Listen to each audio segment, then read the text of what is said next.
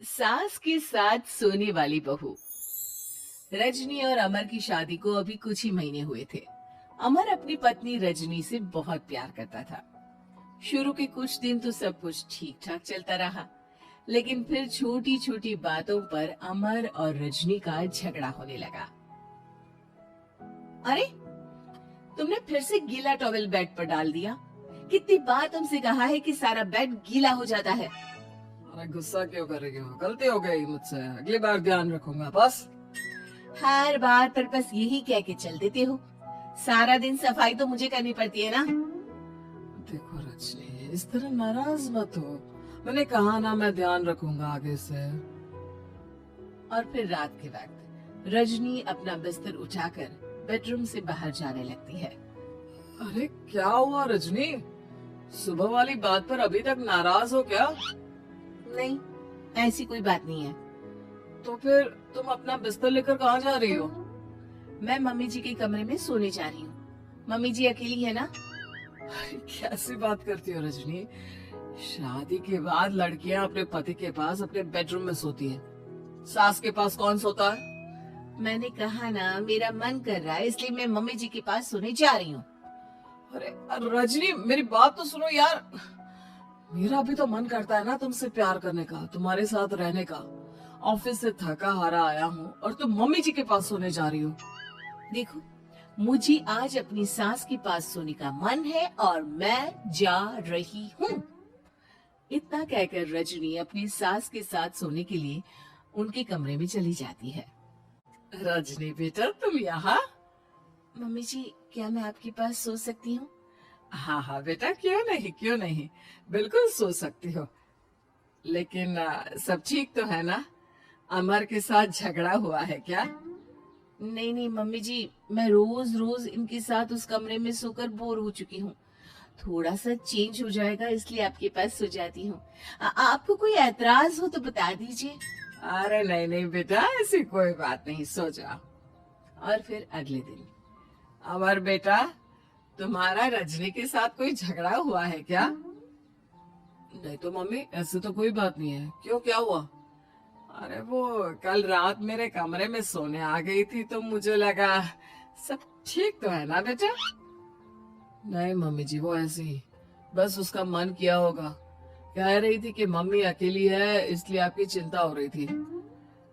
पर अगली रात को फिर से रजनी अपना बिस्तर उठाकर सास के कमरे में पहुंच जाती है। रजनी बेटा, आज फिर से मेरे पास सोने आ गई। मम्मी जी, आपको मेरा अपने पास आना अच्छा नहीं लगता? अगर ऐसी बात है तो मैं बाहर ड्राइंग रूम में चली जाती हूँ। अरे नहीं नहीं बेटा, ऐसा कुछ नहीं है। पर अमर अपने कमरे में अकेला होगा ना? अरे तो वो कौन से 6 महीने के छोटे दूध पीते बच्चे हैं, उनको डर थोड़ी ना लगता है। इतने बड़े हो गए हैं, 1-2 दिन अकेले सो लेंगे तो कुछ बिगड़ नहीं जाएगा। और इस तरह फिर तो ये रोज की बात हो गई। रजनी रोज अपना बिस्तर उठाती, अपनी सास के पास आकर सो जाती। सास उससे कुछ इसलिए नहीं कहती है क्योंकि उसे लगता है कि बहू बुरा मान जाएगी। एक दिन सुबह सुबह, माँ मेरे लिए चाय बना दो, ऑफिस जाने का टाइम हो रहा है। अरे बेटा, तो रजनी से क्यों नहीं कह देते? मुझे उससे बात करने का बिल्कुल भी मन नहीं है। अरे आखिर क्या बात है बेटा, तुम इतने उदास क्यों लग रहे हो?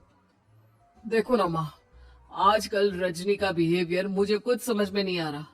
रोज रात को आपके पास आकर सो जाती है। अगर उसे मेरी परवाह नहीं तो मुझे भी कोई फर्क नहीं पड़ता। अमर गुस्से में ही घर से ऑफिस चला जाता है।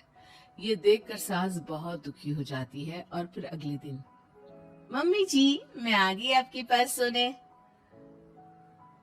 हाँ बहू, सो जाओ। पर वो क्या है ना, आज मेरा पुरानी फिल्में देखने का बड़ा मन कर रहा था। कोई बात नहीं, सो जाओ, मैं पिक्चर देखती रहूंगी। ठीक है मम्मी जी। रजनी की सास तेज आवाज में अपने कमरे में टीवी चलाकर रखती है।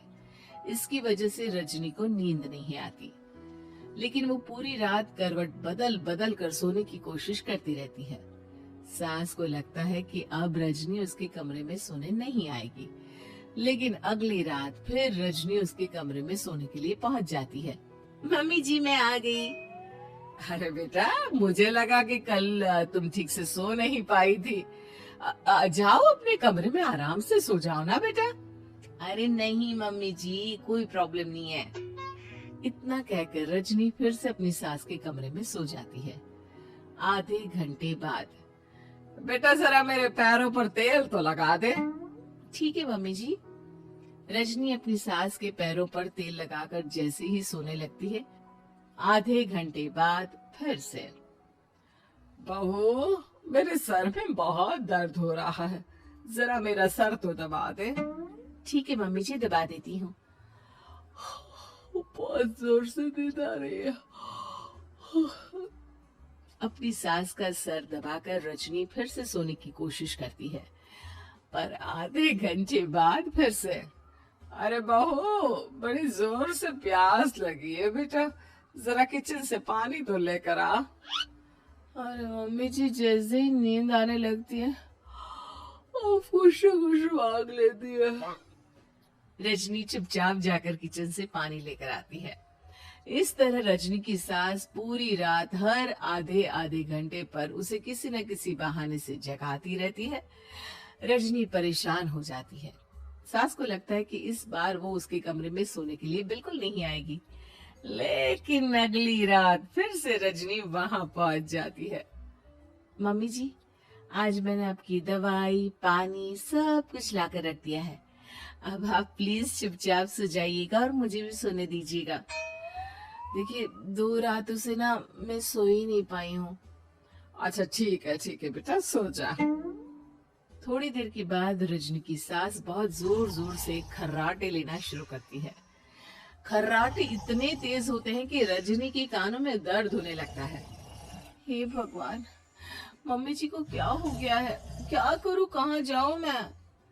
परेशान होकर रजनी वापस अपने कमरे में जाती है। रजनी, आज तो बहुत दिनों के बाद अपने बेडरूम में सोने आई हो। आ जाओ आ जाओ। वैसे भी तुम्हारे बिना मेरा मन नहीं लगता।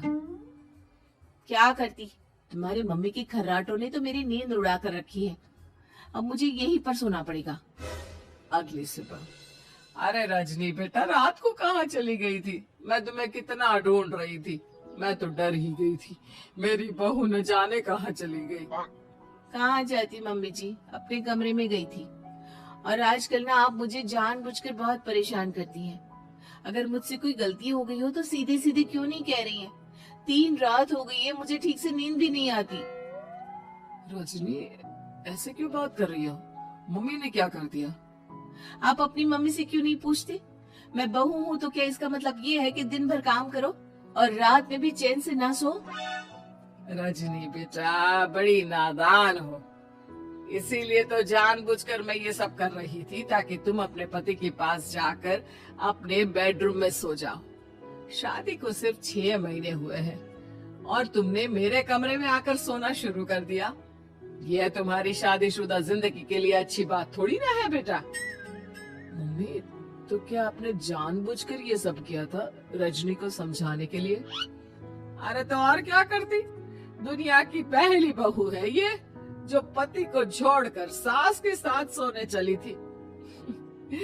इसीलिए मुझे इसके लिए थोड़ा बुरा बनना पड़ा।